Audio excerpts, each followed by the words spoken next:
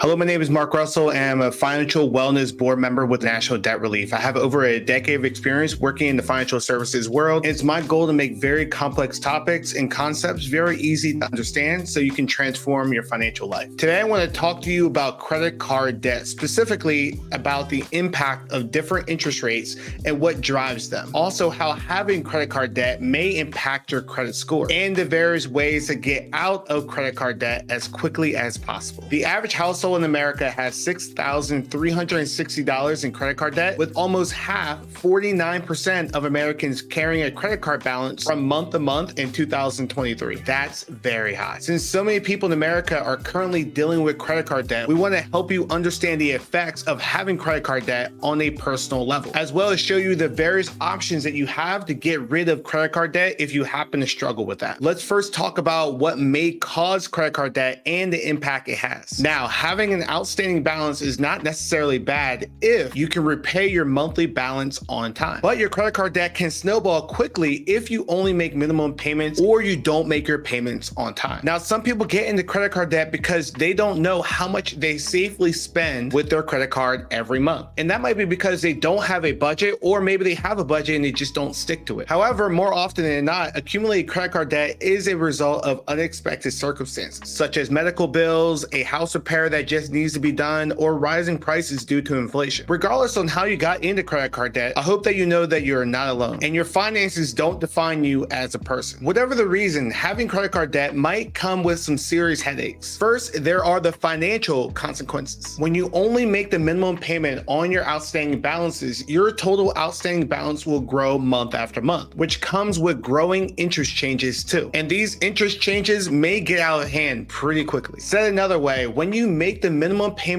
on your credit card balance, and only the minimum payment, most of it goes towards interest and not reducing the principal. For example, if you have a $1,000 credit card balance with a 20% APR or annual percentage rate, your minimum payment might be around $30, but only about $13 of that reduces your balance. As a result, your balance decreases very slowly while your interest keeps adding up, potentially causing your debt to grow over time. To avoid this, you want to aim to pay more than the minimum payment every single month. And if you make your payments late or no payment at all, you could be charged late fees and higher penalty interest charges, which can add up quickly too. Not only can having credit card debt hurt you financially in such a direct way, it can have an impact on your credit score too. Generally, having a low credit score could impact your ability to get a mortgage, get a car loan, or a new credit card at favorable terms. There are plenty of reasons to make your payments on time and make it a goal in itself to pay more than a minimum payment. To make it even more clear, let's give an example of why having an interest rate as low as possible is so important. According to LendingTree, the average interest rate on a new credit card is 24.80%, the highest since LendingTree began tracking monthly rates in 2019. Now, this interest rate can go as low as 21.4% for people who have an excellent credit score, and as high as 28.2% for people who have a poor credit score. That difference is significant. Let's give an example. Say you owe $5,000 on a credit card and pay $250 a month. With a rate of 28.2%, the average rate for people with a lower credit score, you pay about $1,933 in interest, and it could take around 28 months to pay it off. With a lower rate of 21.4%, the average rate for people with an excellent credit score, you pay around $1,239 in interest, and that could take around 25 months to pay it off. This means a savings of around $700 in interest charges and 3 months less of paying off your debt. Since having debt often coincides with having small margins in your budget, that $700 is likely a big deal. So that's why if you currently deal with credit card debt,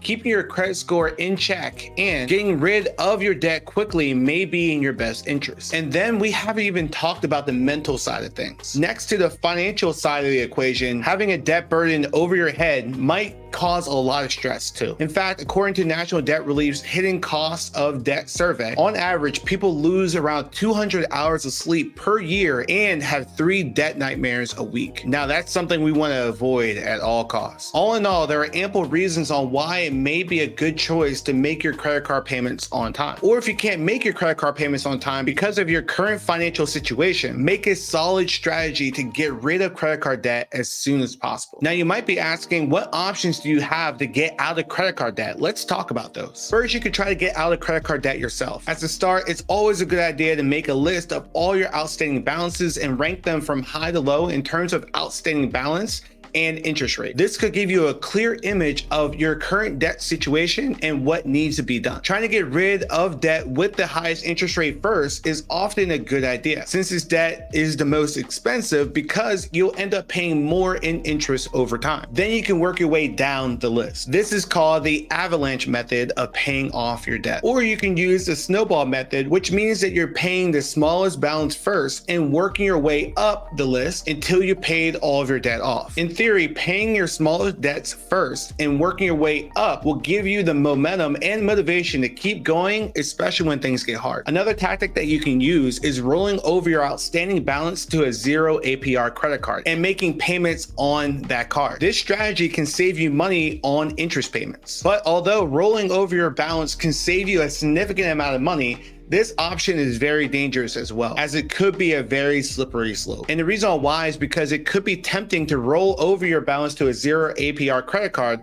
and pay nothing at all, which could leave you with an even bigger debt burden. So please be aware. If you feel like you can't get out of your credit card debt by yourself, there are companies out there that can help you get rid of credit card debt who have the experience and expertise in that area of credit card debt relief. One of those forms of credit card debt relief is credit card debt settlement. This means getting an expert from a debt relief company to negotiate on your behalf and reduce the amount that you owe on your credit cards. Credit card debt settlement often means that the debt relief company will further manage your repayments. In most cases, this entails setting aside a specific amount of money every month and depositing into an account like an escrow account. With the funds in this account, your debt settlement agency can make payments to your creditors on your behalf. Please note that renowned debt relief companies will never make any payments without checking with you first. When picking a debt relief company that suits your needs, you want to look out for this. The pros of going the debt settlement route are that it can save you both time and money, and the expert debt negotiator can negotiate a lower total amount with your creditors. However, the IRS sees settling debt as making a profit over which you may have to pay taxes. Also, settling debt might result in a dip in your credit score, which may count as a con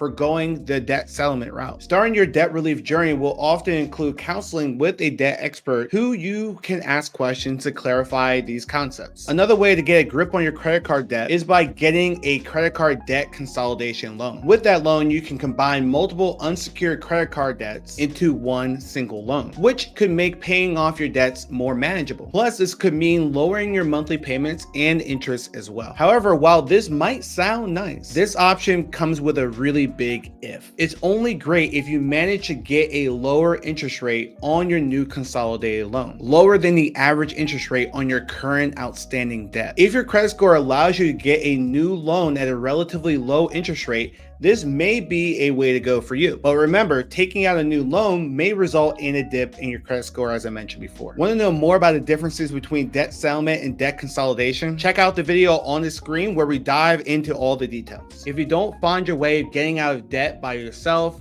through debt settlement or debt consolidation, you do have the option of filing for bankruptcy as a kind of a last resort. Again, it's often a good choice to consult with a debt relief company to see what your options are and which is right for you in your unique situation. Now, filing for bankruptcy can get you a fresh financial start. However, it could also come with pretty severe repercussions on your credit score. The two most common types of bankruptcy for individuals are Chapter 7 and Chapter 13, which we explain further in another video. So if you want to know more about the differences between these different types of bankruptcies, check out that video to get all the specifics. I hope that after this video, you know why interest rates matter, how credit card debt impacts both your interest rate, and which options you have to resolve your debt. As you work towards your debt-free life, remember that conquering significant credit card debt requires a proactive and realistic approach. While minimum payments offer a little bit of relief, they could extend the life of your debt and increase your interest burdens. Try to commit to paying more than a minimum each month, which reduces your interest charges and transform what may seem to be an overwhelming financial burden into a more manageable path